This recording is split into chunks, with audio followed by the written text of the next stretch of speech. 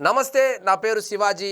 Welcome to our channel. YSRCP అధికార ప్రతినిధి నాగార్జున యాదవ్ను తెలంగాణ పోలీసులు ఆంధ్రాకెళ్ళి అరెస్టు చేశారు. కోర్టు ముందు ప్రవేశపెట్టారు. 14 రోజులు రిమాండ్ కూడా విధించడం జరిగింది. ఈ 14 రోజులు రిమాండే కాదు, ఇంకా 14 కేసులు కూడా అతని మీద నమోదైనట్లు వార్తలు కూడా వస్తున్నాయి. సో దీన్ని సాక్షి పేపర్లో ఎలా రాసుకోవాలి అనేది ఒకసారి చూడండి. అక్రమ కేసులో అరెస్ట్ చేశారంట.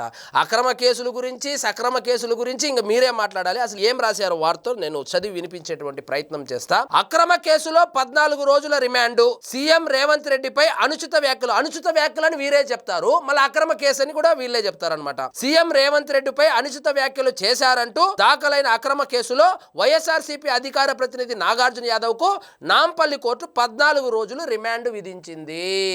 మరి ఇదే కనుక ఆంధ్రాలో అయి ఉంటే ఒక యాదవ సామాజిక వర్గానికి చెందినటువంటి ఒక యువకుణ్ణి నిర్బంధించారు అనేసి కులాల మధ్య గొడవలు పెట్టడానికంటే ఇప్పుడు కమ్మ సామాజిక వర్గానికి యాదవ సామాజిక వర్గానికి మధ్య గొడవలు పెట్టే విధంగా వీడియోలు చేసి వండి వారు చేసేవాళ్ళు.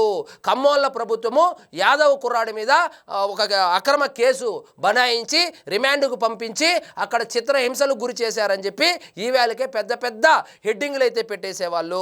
రేవంత్ రెడ్డి దెబ్బకు ఎక్కడో మూలలో సాక్షి పేపర్లో కూడా ఎక్కడో మూలలో చిన్నగా రాసుకున్నారు అక్రమ కేసులో 14 రోజుల రిమాండ్ అని. సో ఇక్కడ చూడండి ఏమేమి సెక్షన్లు పెట్టారంటే, Congress party Telangana social media రాష్ట్ర కార్యదర్శి కైలాస్ సజ్జన్ ఫిర్యాదు మేరకు పోలీసులు నాగార్జున యాదవ్ పై బిఎన్ఎస్లోని 192, 352, 353(1), 353(2) సెక్షన్ల కింద అక్రమ కేసు నమోదు చేశారంట.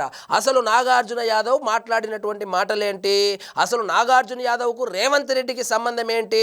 నాగార్జున యాదవ్ ఆంధ్రప్రదేశ్లోని వైఎస్ఆర్సీపీ పార్టీకి సంబంధించినటువంటి అధికార ప్రతినిధి. కాంగ్రెస్ పార్టీకి సంబంధించి పక్క రాష్ట్రంలోని తెలంగాణ ముఖ్యమంత్రిని ఏమని మాట్లాడాడు? వాడు వీడు అదేంటి జొమాటో స్విగ్గీ డెలివరీ బాయ్ల కన్నా వాళ్ళతో కూడా పోల్చకూడదు, వాళ్ళతో పోలిస్తే కూడా వాళ్ళ పరువు పోతుందని చెప్పి మాట్లాడినటువంటి ఈ నాగార్జున యాదవ్ మీద ఈ రేవంత్ రెడ్డి అభిమానులు వాళ్ళ మనసుకు కష్టమయ్యి వాళ్ళ మనోభావాలు దెబ్బతిని కేసు పెట్టారు. వాడు వీడు అనొచ్చునా? ఒక రాష్ట్ర ముఖ్యమంత్రిని, పక్క రాష్ట్ర ముఖ్యమంత్రిని వాడు వీడు అనొచ్చునా? ఆయనకు చదివేది కూడా రాదు, జీవో కూడా చదవను రాదు. అంటే ఇక్కడ మీరు గనక గమనిస్తే నాగార్జున యాదవ్ మాట్లాడింది, అవమానించింది రేవంత్ రెడ్డిని కాదు. నాగార్జున యాదవ్ అవమానించింది తెలంగాణ ఓటర్లను. వాళ్ళు ఓట్లేస్తేనే కదా రేవంత్ రెడ్డి ముఖ్యమంత్రి అయింది. అంటే వాళ్ళు జొమాటో స్విగ్గీ బాయ్ కన్నా తక్కువగా ఉన్నటువంటి వ్యక్తిని, స్థాయి తక్కువ వ్యక్తిని ముఖ్యమంత్రిగా ఎంచుకున్నారు అనేటువంటి అర్థం వచ్చేటట్లు ఈ నాగార్జున యాదవ్ అనుచిత వ్యాఖ్యలు చేశాడు. అనుచిత వ్యాఖ్యలు చేస్తే ఇంకా అరెస్ట్ చేయకుండా ఇంకేం బిర్యానీ పెట్టి పంపిస్తారా? వీళ్ళు ఏమనుకున్నారంటే నిన్నటి వరకు సోషల్ మీడియాలో అరెస్ట్ చేశారులే, నోటీస్ ఇచ్చి పంపించేస్తారు, అట్లే అక్కడ వెళ్ళి మంచిగా హైదరాబాద్లో ఒక దమ్ బిర్యానీ తిని డబుల్ మిఠా తిని ఒక పాన్ వేసుకొని వచ్చేవచ్చులే అనుకున్నారు. కానీ ఇప్పుడు కథ అడ్డం జరిగింది. 14 రోజులు రిమాండ్ విధించారు. ఇప్పుడు చదివాను కదా ఆ సెక్షన్లంతా విధించి 14 రోజులు రిమాండ్ విధించారు. 14 రోజుల తర్వాత అయినా నాగార్జున యాదవ్ బయటకు వస్తాడంటే చెప్పలేము. ఎందుకంటే హైదరాబాదు, సికింద్రాబాదు, నిజామాబాదు, ఆదిలాబాదు ఇట్లా చోట్లంతా 14 చోట్ల ఆయన మీద రేవంత్ రెడ్డి గారి అనుచరులు కావచ్చు, ఆయన అభిమానులు కావచ్చు, కాంగ్రెస్ పార్టీ కార్యకర్తలు కావచ్చు, నాయకులు కావచ్చు కేసులు నమోదు చేసినటువంటి వార్తలు వస్తున్నాయి. ఒక మెంటల్ కృష్ణ ఎవరైతే ఉన్నారో ఆయన పేరేమి, సినిమాకు సంబంధించిన ఆయన ఏ విధంగా అయితే ఆంధ్రప్రదేశ్ పర్యటన చేపట్టాడో ఆ విధంగా ఇప్పుడు నాగార్జున యాదవ్ తెలంగాణ పర్యటన చేయబోతున్నాడు అనేటువంటి వార్తలు కూడా వస్తున్నాయి. సో 14 రోజుల రిమాండ్ తర్వాత ఒక్కొక్క కేసుకు విచారణ తిరుగుతూ ఉంటాడు, ఇంకా తిప్పుతానే ఉంటారు అనేటువంటి వార్తలు కూడా వస్తూ ఉన్నాయి. సో సోషల్ మీడియాలో మాట్లాడే ముందు ఇది వాస్తవంగా ఇప్పుడు మాట్లాడింది కాదు, ఎప్పుడో 1.5 సంవత్సరం ముందు సాక్షి డిబేట్లో మాట్లాడినటువంటి మాటలు ఏవైతే ఉన్నాయో అవి ఎందుకు వైరల్ అయ్యాయో తెలియదు, కానీ సడన్గా సోషల్ మీడియాలో వైరల్ అవ్వడంతో ఇప్పుడు నాగార్జున యాదవ్ మీద కేసు పెట్టడం, రిమాండ్కు పంపించడం జరిగింది. కాబట్టి సోషల్ మీడియాలో మాట్లాడేటువంటి లేదా టీవీ ఛానల్లో మాట్లాడేటువంటి ఏ పార్టీకి సంబంధించినటువంటి వ్యక్తి అయినా, ఒక వైఎస్ఆర్సీపీ అనే కాదు, వైఎస్ఆర్సీపీ కావచ్చు, తెలుగుదేశం కావచ్చు, బీజేపీ కావచ్చు, జనసేన కావచ్చు, కాంగ్రెస్ కావచ్చు, ఏ ఇతర పార్టీలకు సంబంధించినటువంటి వ్యక్తులైనా నోరు అదుపులో పెట్టుకొని మాట్లాడాలి. కాబట్టి ఆ కేసుకు సంబంధించి అరెస్ట్ అయినటువంటి నాగార్జున యాదవ్కు ఆయన్ని సమర్థిస్తూ ఆమె ఇంకొక అధికార ప్రతినిధి అంట, యాంకర్ శ్యామల, ఆమె అప్పుడప్పుడు కనపడుతూ ఉంటుంది, యాంకర్ శ్యామల, ఆమె కూడా అధికార ప్రతినిధి అనుకుంటా. ఆయన అసలు ప్రశ్నిస్తే నాగార్జున యాదవ్ని అరెస్ట్ చేస్తారంట. అంటే ఒక ముఖ్యమంత్రిని వాడు వీడు అనడము ప్రశ్నించడమా? జొమాటో స్విగ్గీ డెలివరీ బాయ్లతో పోల్చడము ప్రశ్నించడమా? జీవో చదవను కూడా రాదు అతనికి అని చెప్పి అవహేళన చేయడము ప్రశ్నించడమా?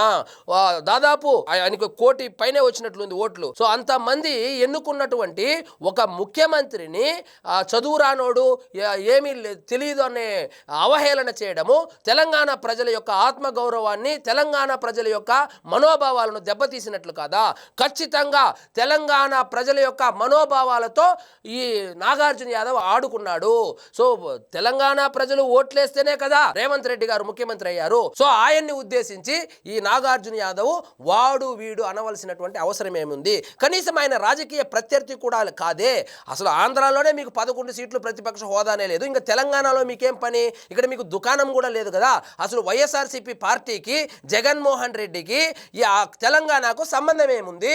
అసలు తెలంగాణ ఉద్యమం అప్పుడు కూడా రాష్ట్రం సమైక్యంగా ఉండాలని చెప్పి ఉద్యమం చేసినటువంటి ఒక ఉద్యమకారుడు కదా జగన్మోహన్ రెడ్డి గారు. ఆయనకు తెలంగాణకు సంబంధం ఏముంది? తెలంగాణ ముఖ్యమంత్రికి వాళ్ళ పార్టీ నాయకులకు ఏం సంబంధం ఉంది? ఇప్పుడే కాదు, రేవంత్ రెడ్డి గారు ముఖ్యమంత్రి కాకముందు కూడా పేర్ని నాని కూడా ఇలాంటి అవాకులు చవాకులే పేలాడు. ఆ వీడియో కూడా ఇప్పుడు వైరల్ చేస్తే, ఒకవేళ పేర్ని నాని రేవంత్ రెడ్డికి సంబంధించినటువంటి వీడియో మాట్లాడినటువంటి వీడియో మళ్ళా ఏమైనా సోషల్ మీడియాలో వైరల్ అయ్యి అది కూడా తెలంగాణలో ఉన్నటువంటి కాంగ్రెస్ శ్రేణుల యొక్క మనోభావాలను దెబ్బతీస్తే ఆయన మీద కూడా కేసు పెట్టేటువంటి అవకాశాలు ఉన్నాయని నెటిజన్లు అయితే భావిస్తూ ఉన్నారు. మరి ఆ వీడియో ఎక్కడుందో వెతికి పట్టుకుంటారేమో చూడాలి. మరి ఆ వీడియో కూడా వైరల్ చేస్తే మన ఆయన మీద కూడా కేసు పెట్టి ఒక 14 రోజులు రిమాండ్ పంపిస్తారా, లేకపోతే అరెస్ట్ చేస్తారా, లేకపోతే నోటీసులు ఇస్తారా తెలియాల్సి ఉంది. సో యాంకర్ శ్యామల గారు, మీరు ప్రెస్ మీట్ పెట్టో లేకపోతే వీడియో రిలీజ్ చేసే ముందో ప్రశ్నించడం ఏంది, నోటి దూల తీర్చుకోవడం ఏందో దానికి తేడా తెలుసుకోండి. అది ప్రశ్నించే విధానం. అది ఏమని ప్రశ్నించాలి? రేవంత్ రెడ్డి గారు ఇచ్చినటువంటి హామీలు నెరవేర్చకపోతేనో, ఎక్కడైనా అన్యాయం జరుగుతూ ఉంటేనో, అక్రమాలు జరుగుతూ ఉంటేనో, దందాలు జరుగుతూ ఉంటేనో, ఇలా ఎందుకు జరుగుతోంది, మీరు ముఖ్యమంత్రి కదా అని మాట్లాడేదాన్ని అడగడాన్ని ప్రశ్నించడము అంటారు. అసలు ఆ ప్రశ్న కూడా అడగడానికి మీకేం హక్కు ఉంది? మీ పార్టీ ఏమన్నా ఇక్కడ ఉందా? అసలు ఇక్కడ దిక్కు దివానమే లేదు. మీ నాయకుడు ఎక్కడో బెంగళూరులో ఉంటాడు, మీ పార్టీ ఎక్కడో ఎప్పుడో భూస్థాపితం అయిపోయింది ఆంధ్రాలో కూడా. మీకు తెలంగాణలో పని ఏంటి? తెలంగాణలో రాజకీయాలు చేయాల్సినటువంటి అవసరం ఏమొచ్చింది? ఇదేదో తెలియకుండా, ఇదేదో నోరు జారి మాట్లాడినటువంటి మాటలు కాదు. 2 రాష్ట్రాల మధ్య గొడవలు పెట్టి ఆ గొడవల్లో ఈ ప్రాంతీయ భేదాలను రెచ్చగొట్టి బీఆర్ఎస్ పార్టీకి లబ్ధి చేకూర్చి బీఆర్ఎస్ పార్టీ తిరిగి అధికారంలోకి వస్తే ఆ అధికారాన్ని వాడుకొని వచ్చేటువంటి ఎన్నికలు ఏవైతే ఉన్నాయో ఆంధ్రప్రదేశ్లో కూడా లబ్ధి పొందాలనేటువంటి దురుద్దేశంలో నుంచి పుట్టుకొచ్చిందే ఈ బూతులు. కాబట్టి సోషల్ మీడియాలో మాట్లాడే వాళ్ళు ఏ పార్టీకి సంబంధించినటువంటి వాళ్ళైనా కొంచెం జాగ్రత్తగా ఆచితూచి వ్యవహరించండి. సో ఇదండి ఈరోజు మన టాపిక్. మీకు ఈ వీడియో నచ్చినట్లయితే లైక్ చేయండి, షేర్ చేయండి, ఛానల్ మాత్రం సబ్స్క్రైబ్ చేసుకోవడం మర్చిపోవద్దు.